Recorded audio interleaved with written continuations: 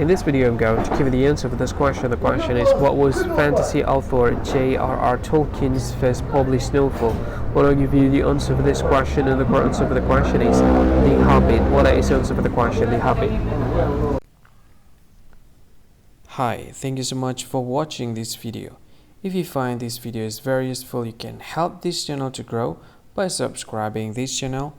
Please this subscribe button and don't forget to like this video.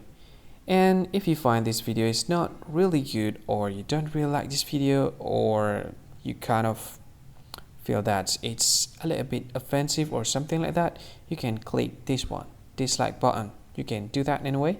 And if you want to share this video with your friend, you can share it by clicking this share button, and you can share it to any social media that you wish that is currently available at this time, like Facebook, Twitter, LinkedIn, and many others. Right?